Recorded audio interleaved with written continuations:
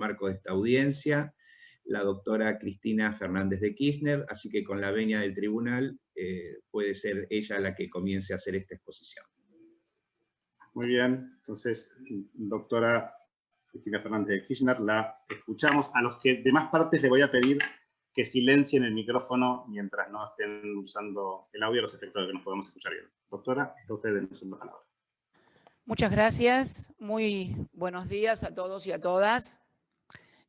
Antes de ingresar decididamente en esta causa que se conoce popularmente como la causa de dólar futuro, quiero referirme a los pormenores que rodearon la celebración de esta audiencia y que, dadas las circunstancias, bueno, no fueron tan menores. Yo le había indicado a mi abogado, el doctor Beraldi, que pidiera que en la audiencia ante casación pudiéramos hacerla, yo pudiera ir presencialmente ante el tribunal a hablar sobre esta causa y sobre esta cuestión. En la comprensión que los juicios orales, la oralidad en materia penal, implican derechos y garantías también para los acusados. Si se me permite leer un poco el tema de la presencialidad, Mayer sostenía que el principio de inmediación, o sea, que estemos presentes en el tribunal, resulta ser la base del juicio oral y público, entendiéndose como la forma de conseguir un debate transparente propio de las sociedades democráticas en el que las partes se ven las caras y quienes deciden dar el litigio dan la cara. Esto fue lo que motivó mi insistencia en la presencialidad que me fue denegada por ese tribunal. También insistí en la publicidad porque siempre se negó la presencia de los medios de comunicación que ingresaran a la sala, me pasó lo mismo en obra pública, y que pudieran transmitir en vivo y en directo lo que uno está diciendo, explicando, fundamentando. Y en un primer momento también se me negó esto. Luego hicimos insistencia porque hay una introducción de la Comisión de Reforma del Código de Procedimiento que puso en vigencia los artículos del nuevo Código de Procedimiento Penal de la República Argentina que establecen la procedencia de la presencia de los medios de comunicación, y se me concedió eso. Pero antes de todo eso, cuando simplemente había pedido esta audiencia y que se fijara fecha para poder participar yo, se estableció que la fecha de mi participación, y calculo que la del resto también, iba a ser el 1 de marzo de este año. Así se me notificó. Ya ahí dije, bueno, evidentemente el lawfare sigue en su pleno apogeo. Me preocupa y no puedo no pensar que es lawfare porque si fue un error es más grave todavía. Me preocuparía sobremanera que el tribunal, sus secretarios, sus funcionarios ignoraran artículos de la Constitución Nacional que establecen que todos los 1 de marzo el presidente tiene la obligación, el presidente de la República tiene la obligación constitucional de ir a rendir cuentas sobre el estado de situación del Estado, y obviamente está acompañado por la vicepresidenta, no porque sea la fórmula, sino porque la vicepresidenta de la República Argentina es la que preside la Asamblea Legislativa, tal cual lo marca también la Constitución, donde es convocada, que convocada por el presidente también figura en la Constitución. O sea, primera cuestión, preocupante que fijen una audiencia para el 1 de marzo para alguien que es vicepresidenta de la República, cuando se sabe que ese día, por la mañana, en el horario que hoy estamos acá, como me vieron todos, el día lunes 1 de marzo, debe haber convocado primero la Asamblea Legislativa y luego esperar que el presidente ingrese a la Asamblea y sentarse a su lado para dirigir la Asamblea y presenciar el informe del jefe de Estado. Bueno, si fue un error, es también muy preocupante que se desconozca la Constitución. Luego tuvimos el tema de los medios de comunicación, finalmente pudimos acceder. O sea que en realidad todas estas cuestiones que parecen menores y que no lo son realmente, van abonando el camino de lo que hemos decidido en esta causa de dólar futura, denominarla como un ley de in case, no solamente en materia de lawfare, al que luego me voy a referir, sino también en intromisión y manipulación del Poder Judicial en los procesos electorales y en la política en general en la República Argentina. El lawfare, como todos sabemos, no todos, pero por lo menos los que lo sufrimos sí, es esta corriente regional que ha, a través de los poderes judiciales de los respectivos países, estigmatizado a los movimientos populares y a los dirigentes, y que los persiguen. Ya no era necesario encarcelarlos como le pasó a Irigoyen en el año 30, porque, si me permite una digresión, señor presidente, hay toda una cuestión de que las causas de corrupción solamente atañen al peronismo. Bueno, lamento informar que el primer presidente acusado de corrupción y juzgado y encarcelado no fue Juan Domingo Perón, que tuvo que huir del país tras ser derrocado. Fue Hipólito Yrigoyen, primer presidente de la Unión Cívica Radical, cuando la Unión Cívica Radical encarnaba al movimiento popular y nacional. Bien. Ha sido sustituida estos golpes de Estado que casualmente, y para hacer una referencia histórica, fue legitimado por la Corte Suprema de Justicia de aquel entonces, en 1930, instalando la doctrina de facto. Y bueno, allí empezó una serie de golpes militares que sacudieron la Argentina y la región también, donde la seguridad nacional y la persecución a los movimientos populares se hacía a través de las Fuerzas Armadas. La experiencia argentina de Memoria, Verdad y Justicia culminó con un proceso que había iniciado también el presidente Alfonsín con el juicio de las juntas militares, en donde finalmente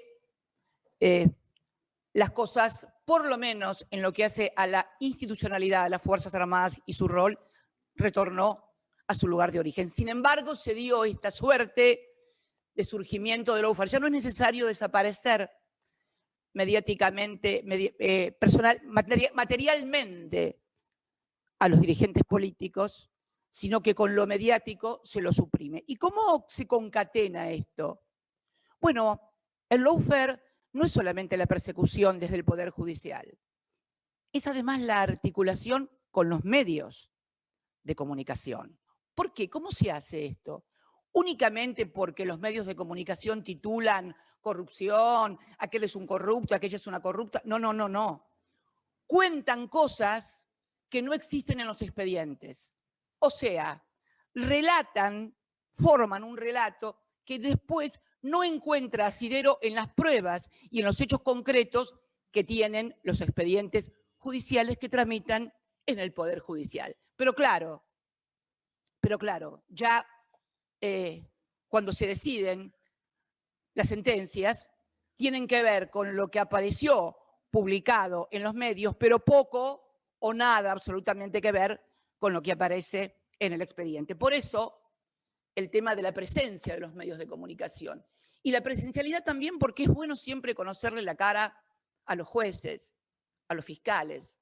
Yo, por ejemplo, lo estoy viendo a usted, doctora, ahora Daniel Petrone, pero la verdad que su cara no la conocía.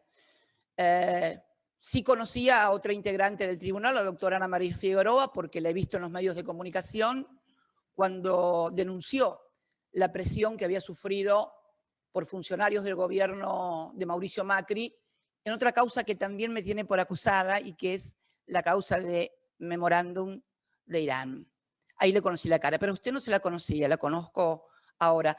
Sería bueno que también no solamente apareciera en algún momento mi cara para que pudiera verse en los medios de comunicación, sino también la cara del doctor Daniel Petrone. Al doctor Barrotavenia directamente tampoco, nunca lo vi, ni vi ninguna foto, no lo conozco. Siempre el anonimato de quienes deciden determinado tipo de causas siempre es muy conveniente.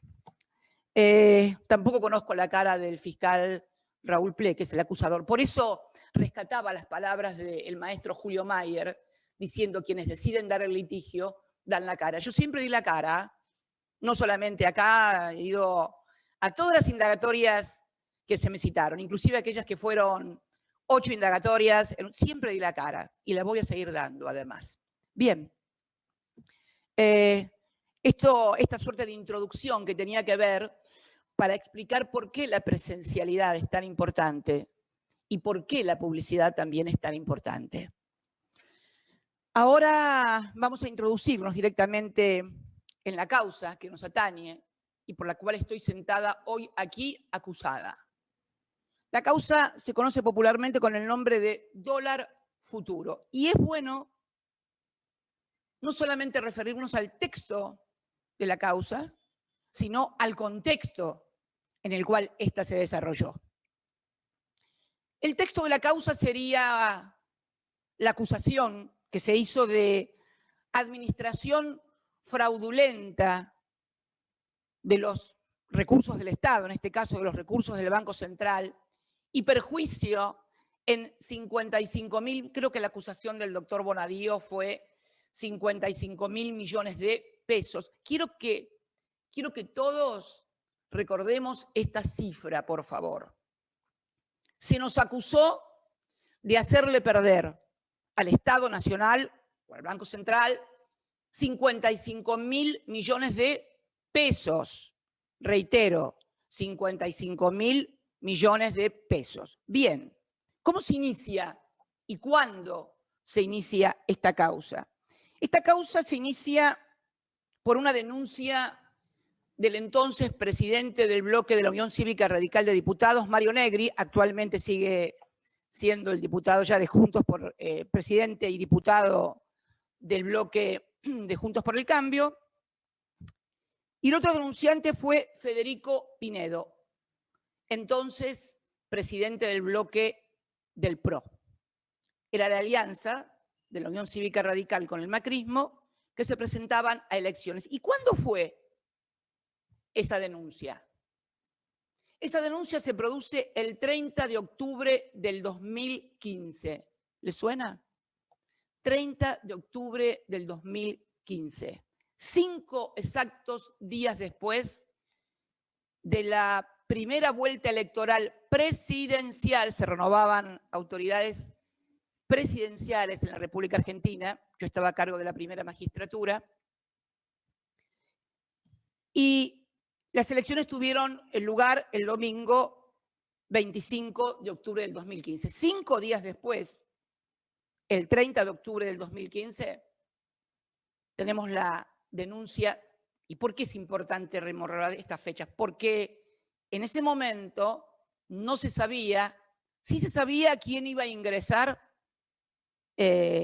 por nuestra fuerza política, pero no se sabía si el que quedaba era Mauricio Macri, entonces jefe de gobierno de la ciudad, o Sergio Massa, que también competía por la presidencia de la República desde el Frente Renovador.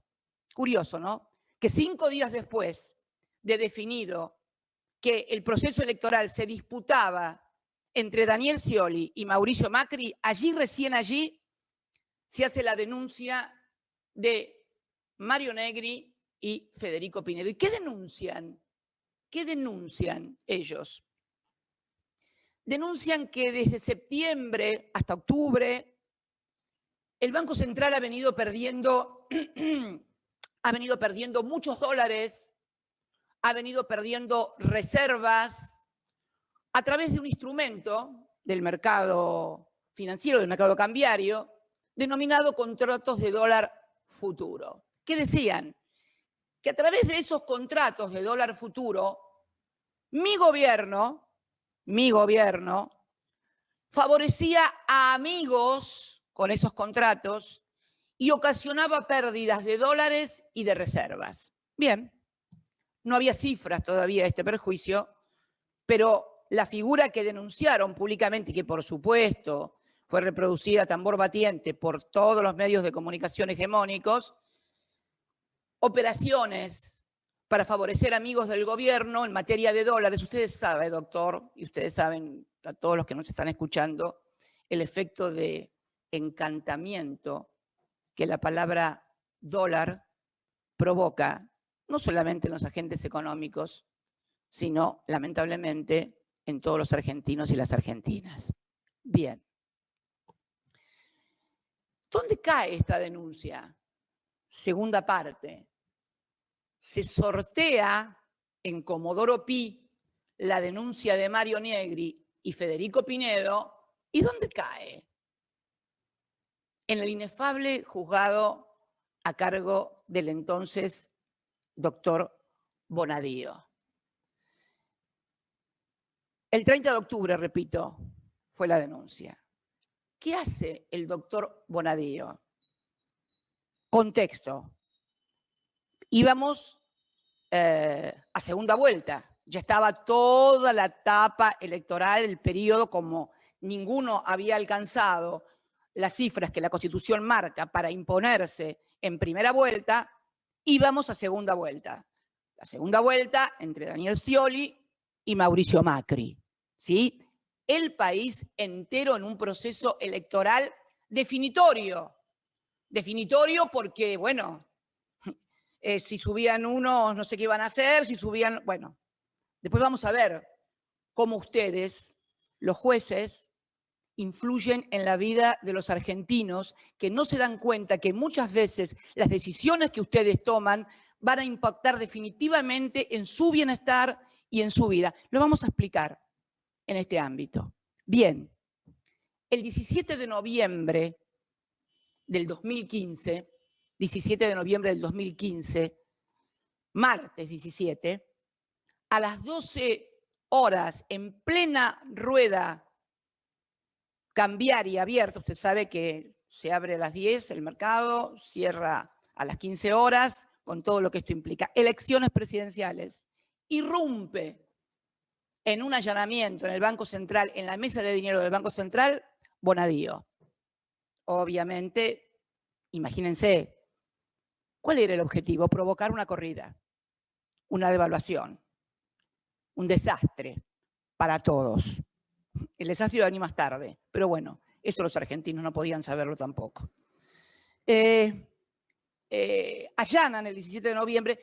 Si me permite una digresión con respecto a Bonadío y las fechas de sus allanamientos. Hoy cuando me informaron esta fecha, 17 de noviembre del 2015, yo no recordaba exactamente el día, y leí las fechas en que me hizo todos los allanamientos a mí, el doctor Bonadío. Usted sabe que el doctor Bonadío, por una rara, no sé, una rara cosa que pasaba ahí y que sigue pasando muchas veces todavía en Comodoro Pi, todas las causas caían en lo de Bonadío, todas. Ergo Ergolini únicamente fue un juez que tuvo, y después otro juez que me tomó indagatoria, pero obligado por la Cámara de Apelaciones, por Irursum, que era el doctor Casanello. Bien, pero siempre todas las causas caían en Bonadío. Bonadío allanó las oficinas de Máximo Kirchner en Río Gallegos el día que su hijo, Néstor Iván, cumplía años, a punto tal que su madre ese día, preocupada en Gallegos, yo había viajado a Río Gallegos para el cumpleaños de mi nieto, me preguntó si era posible que en la fiesta de cumpleaños que estaban haciendo en la casa de mi hijo y de su hijo, irrumpiera la policía en un allanamiento en una fiesta de cumpleaños. Dije, no te preocupes, no va a ser eso. La verdad que solo se lo dije para consolarla o calmarla, pero no estaba tan segura cuando se lo dije. Luego me hizo el allanamiento, el primero de los allanamientos que me hace a mí acá es en Juncal, en mi casa. ¿Qué día me lo hace? El cumpleaños de Elena, mi otra nieta, la hija de Florencia. Y el 25 de febrero, que es el cumpleaños, como es de público y notorio, de Néstor Kirchner, mi marido, mi compañero de vida y de militancia, me cita a 8 indagatorias en Comodoro Pi. Bueno, yo creo que es demasiado, pero estas cosas han sucedido y siguen sucediendo todavía en la República Argentina. Bien. Allana el Banco Central con todo el estrépito y el escándalo que esto presupone. Y obviamente, esto es el 17 de noviembre, martes 17 de noviembre. ¿Qué pasaba ese domingo que seguía a ese martes? Balotaje en la República Argentina. Así fuimos a elecciones los argentinos y nuestro espacio político en general en el 2015. Por eso digo que no solamente lawfare, es también intromisión y manipulación de procesos electorales y de la política en general por parte de ustedes como miembros del Poder Judicial. Creo que los hechos que estoy relatando me eximen de mayores explicaciones. Esto no es una cuestión de ideología. Se puede ser de derecha, de izquierda, del centro o apolítico. Pero estos hechos sucedieron estos días en medio de un proceso electoral. Esto es objetivo.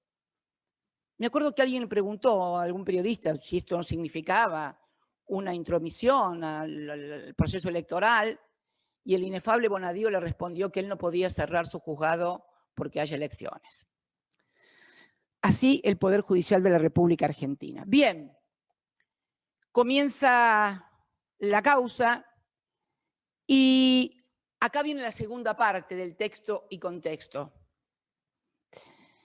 El día 13 de abril me cita a indagatoria, ya hablaba de administración infiel, si mal no recuerdo. No quiero leer porque son administración infiel. El día 12 anterior lo había citado a quien era mi ministro de Economía, el doctor Axel Kicillof, y que hoy es el gobernador de la provincia de Buenos Aires y que también va a hablar después de esta intervención mía con cuestiones mucho más técnicas y precisas para tener en cuenta qué es lo que pasó. Y comienza a desarrollarse una suerte de cuestiones que uno va enterándose con el correr de los días, mientras la procesan, mientras la citan, y resulta ser que no había ningún amigo del gobierno en los contratos, no del gobierno saliente por lo menos, no del gobierno saliente, no había ningún amigo de mi gobierno entre los que habían comprado y contratado dólar futuro. No, no, no. Estaban todos los amigos de quien ya era presidente de los argentinos, de Mauricio Macri. Es más, había funcionarios de su gobierno. Y concretamente quiero referirme a Quintana, Mario Quintana creo que era el nombre, recuerdo el apellido, me parece que era Mario Quintana. Mario Quintana, entonces vicejefe de gabinete, era el segundo de Marcos Peña. Él sí había contratado dólares a futuro. Y no solamente los había contratado sabiendo que iban a devaluar, como se comprobó después que devaluaron, sino que además participó un domingo, 13 de diciembre, si mal no recuerdo en mi memoria, domingo 13 de diciembre del 2015, un domingo sé que era, porque esto fue lo que nos llamó la atención cuando nos enteramos, qué funcionarios tan bárbaros que van a trabajar hasta los domingos, reunidos en la Casa de Gobierno con el titular del ROFEX, que es el mercado de Rosario, que interviene precisamente junto al MAE en ese momento en el mercado cambiario y que es el que toma los contratos de dólar a futuro, que los formula, arreglando la tasa de interés que le iban a pagar a esos contratos de dólar futuro. ¿Se entiende? Lo voy a explicar nuevamente. Cristina Fernández de Kirchner, acusada de que con los contratos de dólar futuro beneficiaba a sus amigos. La realidad era que ningún amigo mío, ningún funcionario de nuestro gobierno tenía contratos de dólar futuro. Los que los tenían eran los amigos de Macri y sus funcionarios. Y cuando llegaron al gobierno, pactaron la tasa de interés que le iban a pagar a sus propios contratos que ellos habían hecho antes sabiendo que iban a devaluar. Información privilegiada, negociaciones incompatibles con los funcionarios públicos, bueno, no sé cuántos tipos penales podrían caberle a Mario Quintana y a los funcionarios que intervinieron en esto. Sin embargo, nada de eso ocurrió. Es más, creo, por mí, corríjame, doctor Veraldi, si no es así, creo que Bonadío lo sobresee a Mario Quintana, que no había estado nunca, creo que hasta lo sobresee. Lo cierto es que llegaron al gobierno, devaluaron. Ellos dijeron que no iban a devaluar, está todo escrito y está todo documentado. Devaluaron, usufructuaron la devaluación en los contratos de dólar futuro que ellos habían realizado, y los que estamos sentados acá y acusados somos nosotros, que somos los que desendeudamos al país, que somos los que le pagamos la deuda al Fondo Monetario Internacional, en fin, pero no todo termina acá. Esto estoy hablando del año 2016 y estamos en el año 2021. Recién en el año 20, recién 4 años después, se hace una pericia hecha por los peritos contables de la Suprema Corte de Justicia y se determina 4 años después, lo que se tendría que haber determinado al 10 de diciembre del 2015, que nunca hubo un perjuicio, que al contrario, que el balance del Banco Central fue positivo, que con nosotros el Banco Central acrecentó sus ganancias. Mire, podría decirle que la denuncia de que se manejaba desde el Central esto era hasta técnicamente incorrecta, porque cualquier persona más o menos entendida en el mercado cambiario sabe que la pantalla del Central es una pantalla ciega. Nadie sabe quién son los que hacen los contratos de dólar futuro. Nadie podía saberlo. Sin embargo, se dijo que eran amigos del poder de nosotros, que por lo que veo es un poder bastante exiguo y bastante berreta, por ser así, ¿no? Porque si somos tan poderosos, las cosas que nos han hecho y que nos han pasado, realmente terminemos con esto. El poder es un poder permanente en la Argentina, un poder económico permanente, donde primero fueron las Fuerzas Armadas y después fue el Poder Judicial, ustedes, los que siguen velando por sus intereses. En definitiva, hoy está comprobado que no hubo perjuicio, que hubo ganancias en el balance del Banco Central. Banco Central en el que tampoco ni Axel Kicillof como ministro, ni yo como presidenta tenemos ningún tipo de injerencia, por una razón de estatuto del Banco Central. El Banco Central no puede recibir órdenes de absolutamente nadie. Y además, esta teoría, que es la teoría del alter ego que querían derrumbar los bonistas diciendo que el Banco Central es exactamente lo mismo que la Argentina, la puso prácticamente en crisis Bonadío, pero como ya iban a arreglar con los bonistas, tampoco había ningún problema. ¿Qué es la teoría del alter ego? Los bonistas decían que el Banco Central es el alter ego de la presidencia y que por lo tanto los recursos del Tesoro Nacional son lo mismo que las reservas del Banco Central. ¿Cuál es la diferencia? Que con las reservas del Banco Central ellos no las pueden embargar y con los fondos del Tesoro sí. Por eso es tan importante seguir diferenciando la personalidad totalmente separada del Banco Central de quien ejerce la primera magistratura del Poder Ejecutivo y de cualquier otro poder en la Argentina. Todo esto se lo pasaron Dios sabe por dónde. Nada fue aplicado. Todos los códigos fueron violados, todas las normas fueron violadas, toda la razón fue violada y seguimos hoy, 5 años después, sentados acá en el sillón de los acusados. ¿Y qué pasó en el mientras tanto en el país? Y por esto quiero hacer hincapié en lo importante que son las decisiones del Poder Judicial. Mucha gente cuando escucha hablar de lawfare y demás piensa que son cosas alejadas de los políticos, que los jueces, y en realidad la mayoría de la gente nunca accede a la justicia. Pero las decisiones que toma el Poder Judicial impactan luego directamente en la vida y en el patrimonio de las personas. Lo cierto es que nosotros, que administrábamos el tipo de cambio, que fuimos presionados muchas veces para devaluar, inclusive en este propio gobierno, lo podemos recordar que este gobierno meses atrás fue presionado y corrido literalmente para que devaluara con un dólar a 200 y sin embargo pudo administrarse la crisis como tantas otras crisis que nos hicieron a nosotros durante nuestra gestión para no devaluar, porque sabemos el impacto brutal, terrible, que tiene la devaluación en la vida de la gente.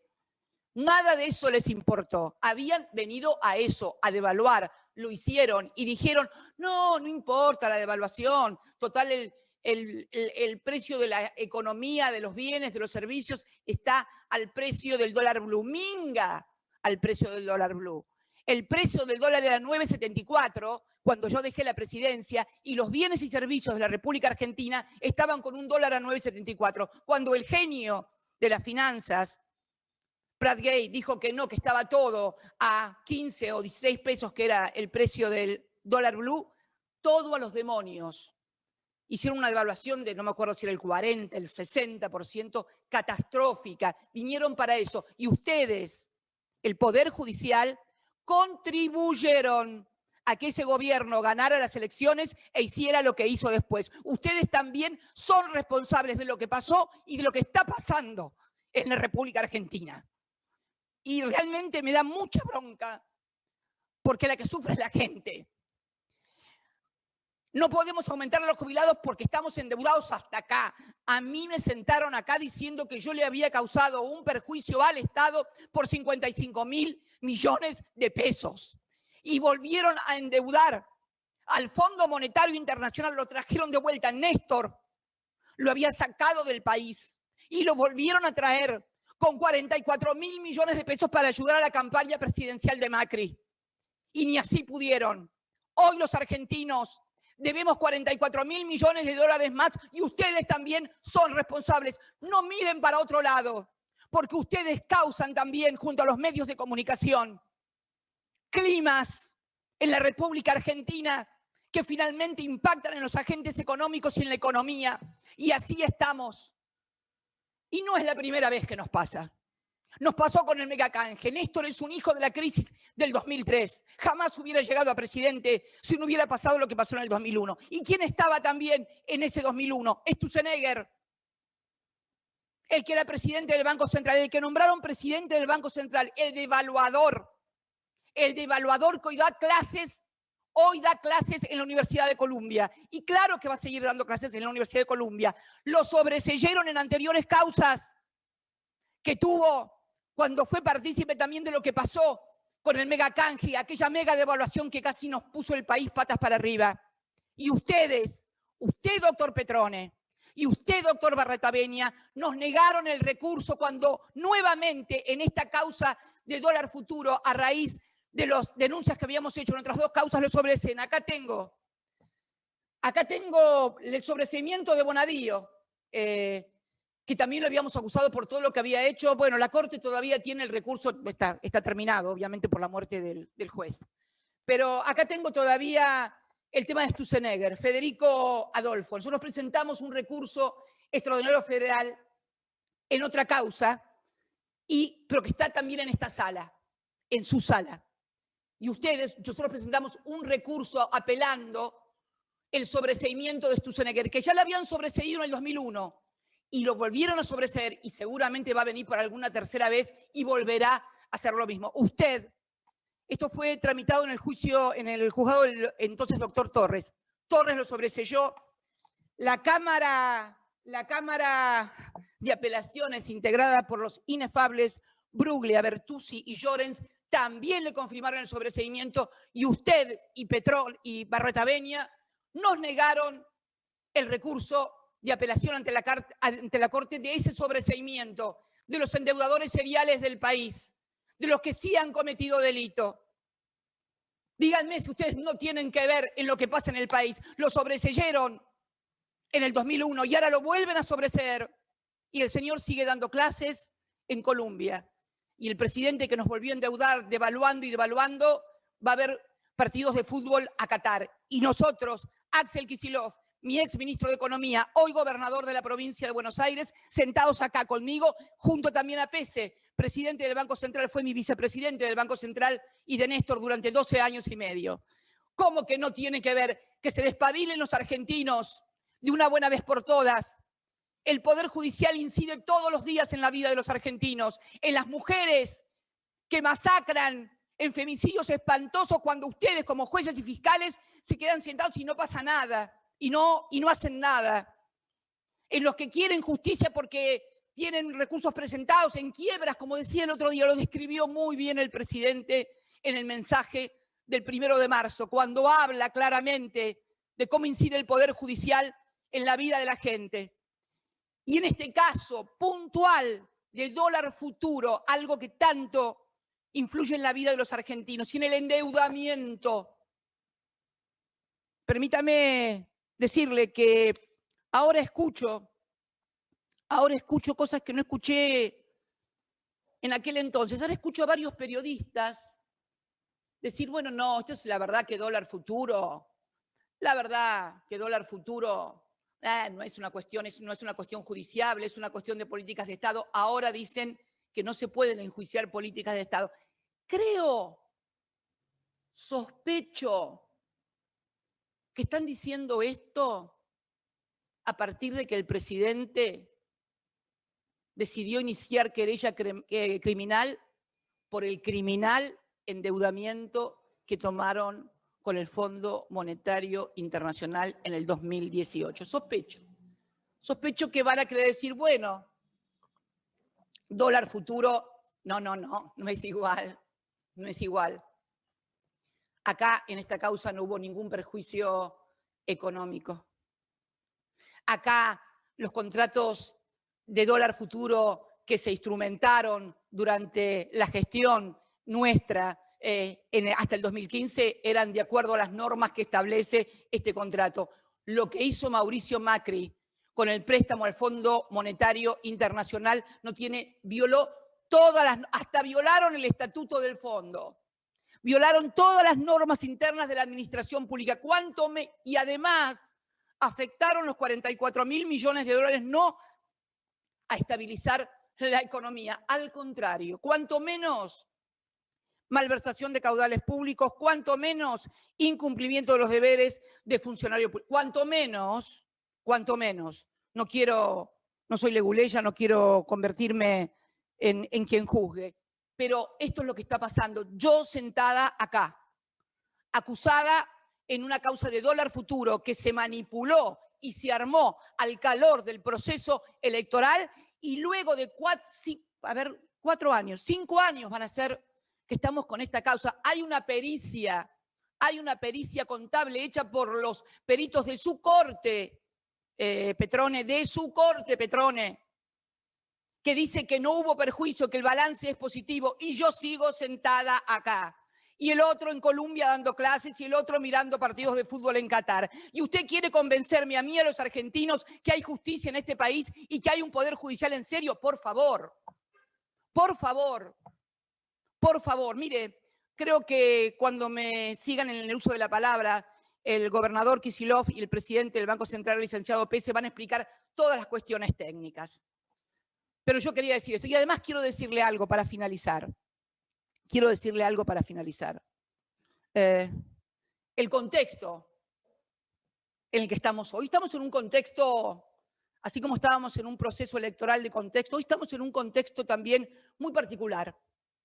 En un contexto donde, por ejemplo, el presidente de Casación, el doctor Gustavo Hornos, que preside la Casación, que todos ustedes integran, se comprobó que iba a reunirse con Mauricio Macri en la Casa Rosada. Yo sé que ustedes piensan, porque leí en los diarios que le han pedido que renuncie a la presidencia, pero la verdad que debería hacer algo más. ¿Y sabe por qué le cuento? Porque también a mí me acusaron de reuniones con el doctor Casanelo en Olivos. Debe estar enterado, porque todos los medios de comunicación de este país decían: Cristina se reunió con Sebastián Casanelo en Olivos. Es más, hubo testigos que afirmaron el día y la hora que lo hicimos, hoy procesados por falso testimonio. La verdad que la primera vez que vi a Casanelo fue cuando me citó a indagatoria, obligado por el doctor Martín Irursun, el autor de la doctrina de, ¿cómo era? Poder residual, ¿no? O sea, prisión preventiva por el peligro del poder residual. Fíjate, prisión preventiva por ejercicio de poder residual. A mi secretario, que lo estoy viendo acá, entonces mi secretario, el doctor Mariano Cabral, hoy prosecretario administrativo de este cuerpo, el doctor Martín Irursun en persona lo citó como testigo a la Cámara Federal en Comodoro Pi para que dijera si Casanelo había ido a Olivos. Obviamente no ha ido a Olivos, nunca lo fue. Ahora bien, se comprobó que todo eso era mentira. Pero está claro que si se hubiera comprobado que era cierto, era una conducta penalmente reprochable, porque si fuera solamente una cuestión de ética o de maneras, nadie cita a dar testimonio en una Cámara Federal Penal por una cuestión ética o de valores o de estilo. Es porque se presume que si alguien tiene que declarar sobre un hecho, ese hecho es penalmente reprochable. No creo que ustedes pierdan el tiempo haciendo audiencias testimoniales para condenar a alguien éticamente. Calculo que hacen audiencias testimoniales porque se trata de hechos penalmente reprochables y por lo tanto hay que investigar. Bueno, es exactamente lo mismo que hizo Hornos. ¿Qué van a hacer con Hornos? ¿Le van solamente a pedir la presidencia? Fue 5. Ahí decían que Casanelo había ido una vez a verme. Acá fue 6 a verlo a Macri. ¿Va a seguir siendo miembro de la casación? Porque si renuncia a la presidencia, termina integrando su sala y va a votar, como ya sabemos que votó en las causas mías, que coincidía cada vez que lo iba a ver a Macri, un sablazo en la cabeza a Cristina. Va a seguir siendo, pero mira vos, y nos quieren convencer que ustedes son imparciales y que nos juzgan imparcialmente. La verdad, doctor, es un espanto. Pero seguía con esto de el tema de la importancia del Poder Judicial en la gente, ¿no? Y el contexto. Estamos con este contexto. O con lo que pasó ayer, ¿no? Ayer fue, creo. ¿Cuándo fue lo de Stornelli? Antes de ayer. Bueno, yo lo vi ayer recién. Ayer me tocó ver y escuchar al señor fiscal de la Nación. Había escuchado y se había comprobado que le había querido poner droga en el ejercicio de su fiscalía a el ex marido de su mujer. Había escuchado lo de la extorsión, había escuchado de las amenazas. Es la metáfora perfecta. Ayer este hombre en un programa de televisión amenazó literalmente al presidente de la República, porque le dijo algo así como: nos vamos a ver cuando él deje de ser presidente, nos vamos a ver ahí de hombre a hombre, no, de fiscal, porque evidentemente sigue siendo protegido por el Ministerio Público Fiscal de Casal y por todo el Poder Judicial, que se callan la boca ante el escándalo que significa que siga siendo fiscal. Amenazó al presidente de la República para cuando Alberto deje de ser presidente, ya te voy a ver. ¿Sabe dónde lo va a querer ver? En un sillón para tomar la indagatoria. Eso es porque es la metáfora perfecta de lo que ustedes hacen. Esto es lo que hizo este señor Stornelli, que sigue siendo fiscal de la Nación, y siguen queriendo convencernos a los argentinos de que el Poder Judicial es independiente. En este contexto, además, estoy sentada todavía hoy acá de acusada en la causa de Dólar Futuro. Y yo creo, sinceramente, señores integrantes del tribunal o de la sala esta, no sé cuál es, de casación, que estamos en un momento muy grave institucional de la República Argentina. Ustedes no pueden seguir comportándose como una corporación, porque además, con la ventaja de ser perpetuos en el poder, porque si bien la Constitución marca el límite de los 75, siempre encuentran algún otro juez que les da una cautelar, un amparo, y siguen después de cumplir 75 años, porque sabe que va a llegar un momento de crisis tan grave que va a ser revisado la totalidad del poder. Porque no hay posibilidades de una vida democrática, sana, con este ejercicio de un poder, con funcionarios que parecen que constituyen una aristocracia. Nosotros, los políticos, las políticas, cada 2 años vamos a elecciones. Todos los cargos que he ocupado en mi vida, todos, doctor Petrone, todos fueron votados por la gente en elecciones democráticas. A mí no me dio acuerdo el Senado y me propuso el Consejo de la Magistratura. A nosotros nos ha votado la gente y nos sigue votando o no nos seguirá votando, no importa. Pero somos un poder profundamente democrático. ¿Que hay mala gente? Seguramente que sí. ¿Que hay corruptos? Claro que sí. Y dígame, en su poder judicial, ¿no hay corruptos? ¿Todos pueden dar cuenta de cómo viven, de qué viven y dónde viven? ¿Todos y todas? No sé, pero claro, ¿cómo lo voy a saber? Si los que tendrían que investigarlos ustedes mismos. Nadie se investiga a sí mismo. Nadie se investiga a sí mismo. Nadie. Con lo cual no voy a poder saber nunca si hay algún enriquecimiento ilícito en algún juez porque recibe dádivas, porque lo investiga otro juez. Este es el sistema que está podrido y perverso y que es necesario que todos pongamos el esfuerzo para corregirlo, para transformarlo. Porque no se puede seguir con un país donde nos vienen a endeudar cada 20 años o cada 10 años viene uno, nos endeuda y después lo sobreseen y vuelve a hacer lo mismo. Esto es lo que está pasando y en esto tienen responsabilidad ustedes. Yo seguramente después de mí va a hacer uso de la palabra Axel Kicillof y Miguel Pese, que van a dar seguramente mejores especificaciones técnicas de las que puedo dar yo, porque además ese es su métier, ha sido su profesión durante años y lo han hecho muy bien. También, y permíteme una digresión, que Axel Kicillof, que fue mi último ministro de Economía, hoy es gobernador de la provincia. No hay otro caso de que alguien que haya tenido el nivel de exposición y que haya sido ministro de Economía haya llegado a un cargo electivo de la importancia de ser gobernador de la provincia de Buenos Aires, donde se congrega el 40% de la población. Tan mal no le debe haber ido a la gente con nuestras políticas en los 12 años y medio para que hoy Axel sea gobernador de la provincia de Buenos Aires. Y termino diciéndole que mi abogado me había dicho, bueno, y tenés que pedir el sobreseimiento. Leía hoy en los diarios y Cristina va a pedir el sobreseimiento. ¿Sabe qué? Yo no voy a pedir ningún sobreseimiento. ¿Sabe qué, doctor Petrone? Yo voy a pedir que apliquen la Constitución, que apliquen los códigos de fondo y de forma. Está todo escrito, no tiene que inventar nada. Aplicar la ley, que es lo que vengo reclamando desde siempre. Apliquen la ley y lo que dice la Constitución. A todos y a todas, no solamente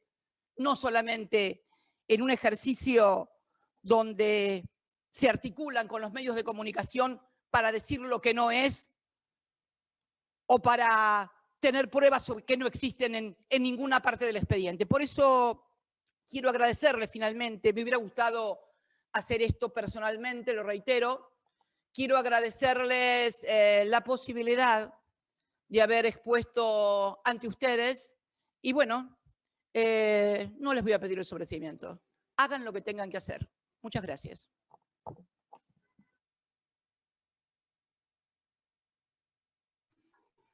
Bien, damos por finalizar la intervención